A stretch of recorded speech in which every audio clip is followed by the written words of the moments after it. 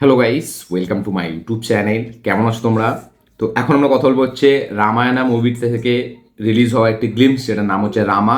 সেই গ্লিমস ভিডিওটা নিয়ে কিছুক্ষণ আগে আমি লাইভ রিয়াকশন দিয়েছি আমার হিন্দি চ্যানেলে রামায়ণার প্রথম টিজার, গ্লিমস বা ট্রেলার, আপনি যেটা খুশি বলতে পারেন, যেটা ওয়ার্ল্ড অফ রামায়ণা থেকে এসছে। ঠিক আছে, মানে এটা কাইন্ড অফ একটা ইন্ট্রোডাকশন ভিডিও শ্রী রামের ক্যারেক্টারটার।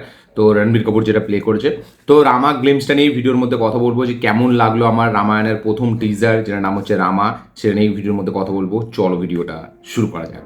তো কেমন লাগলো রামা, এক লাইনে যদি আমি এই গ্লিমসটাকে রিভিউ করি, দেখুন গ্লিমসটা ডেফিনেটলি ভিজুয়াল, মিউজিক, বা আমি যদি ভিএফএক্সের দিক থেকে বলি, বা রণবীর কাপুর অ্যাজ এ রাম সেই সব দিক থেকে বলি, সেটা টপ নচ। সেখানে আমার কোনো শিকায়ত নেই, কিচ্ছু নেই। এবং পুরো মানে টিজারটাকে যেভাবে প্রেজেন্ট করেছে, কোনো ডায়লগস নেই, শুধু আমরা ক্যারেক্টারটার ইন্ট্রোডাকশন দেখতে পাচ্ছি এবং কিছু যুদ্ধের সিকুয়েন্স।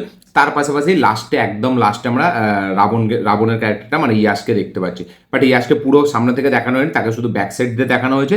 এবং তার একটা সিপ আছে যেটা করে সে যায়, তো সেই সিপটাকে দেখানো হয়েছে, যেটা আফতার সিনেমার কথা আমার মনে করা ছিল। এবং সেই সিপটার ভিএফএক্স এর কাজ কিন্তু খুবই ব্যাপক হয়েছে এবং ওটা দেখলে মনেই হয় না যেটা ইন্ডিয়ান সিনেমাতে এরকম অ্যাটেম্প্ট মানে নেওয়া হচ্ছে। মানে এই ফিল্মটা যে খরচা করেছে, সেই খরচাটা কিন্তু সত্যি ভিজুয়ালি মানে একদম চোখে পড়ছে। এবং মানে এই ফিল্মটায় টাকা খরচা হয়েছে, সেটা আপনি এই টিজারটা দেখলেই আপনি অ্যান্সার পেয়ে যাবেন যে না, সত্যিই ভাই টাকা খরচা হয়েছে। বাট 4,000 টাকা খরচা হয়েছে কিনা এটা বলতে পারবো না, কারণ এরকম গ্লিমস আমরা এর আগেও কালকিতে দেখেছিলাম, অনেক সুন্দর হেভি ভিএফএক্স ভিজুয়াল। আচ্ছা, আমরা এতে বাহুবলীতে হালকা দেখেছিলাম এরকম আমরা এরকম ভিজুয়াল। বাট খরচা করেছে এটা একটা 1,000-1,500 কোটি টাকার সিনেমা, এটা আপনি বলতে পারবেন। ঠিক আছে, মানে এর ভিজুয়াল দেখে। বাট বিশেষ করে তো ওই যে শিপটাকে, যেটা রাবণের মানে এটা যেটা ওড়ে, ওই যে শিপটা, ওইটা কিন্তু ডিজাইনিং আমার সব থেকে ব্যাপক লেগেছে। আচ্ছা, এখন যদি আমি কথা বলি, বাজেট ফাজেট আমি হাঁটালাম, ওইসব পরের কথা।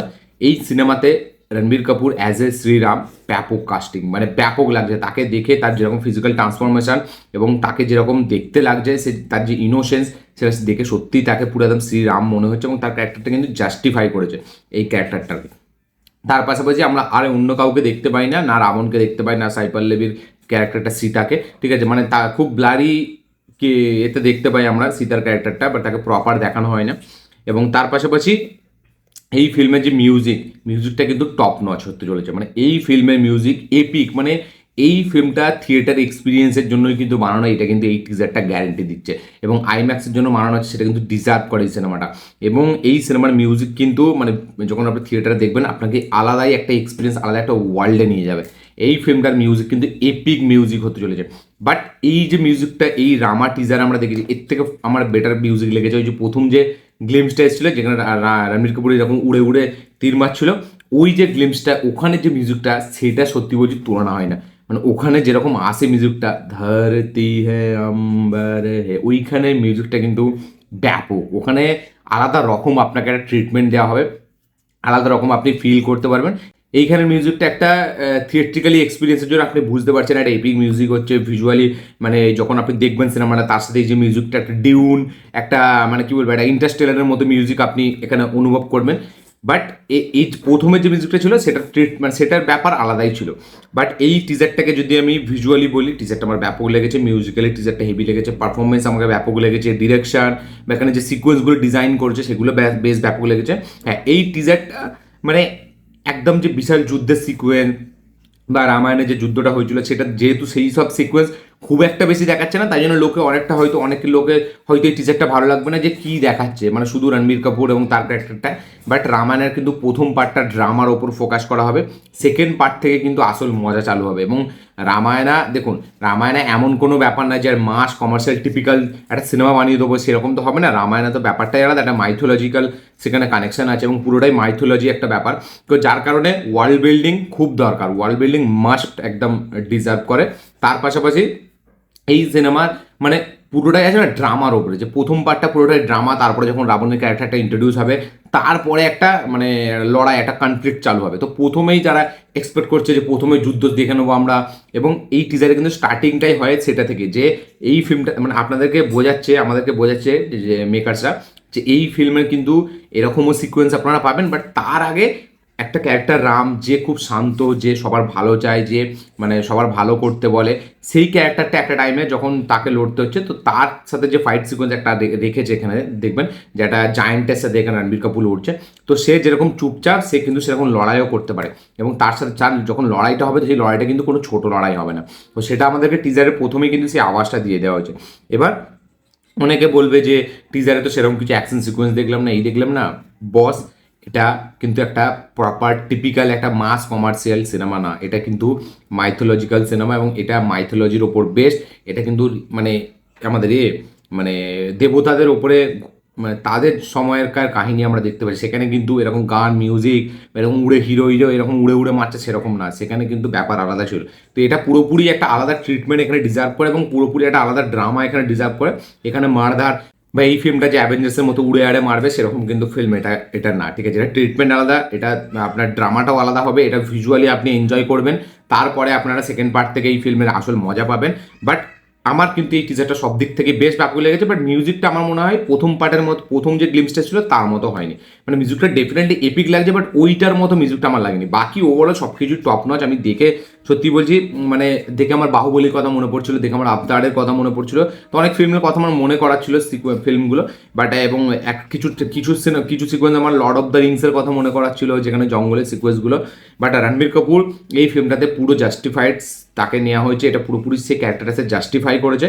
এবং এই ফিল্মটা মানে এই ফিল্মটার রিলিজের পর থেকে ধুরন্ধরের রেকর্ড কিন্তু খুব চাপের হতে চলেছে, ইয়েস। কারণ এই ফিল্মের ভিজুয়াল, এই ফিল্মে যে জিনিসটা আমরা দেখতে পাচ্ছি, যে জিনিসটা আমাদের সামনে রাখতে চলেছে তারা মেকারসরা, সেটা কিন্তু মানে ব্যাপক লেভেলে হিট করবে, ব্যাপক অডিয়েন্স টানবে, এবং ধুরন্ধরের রেকর্ড আমার মনে হয় খুব শিগগিরই এবছরের মধ্যেই মানে ভাঙতে চলেছে।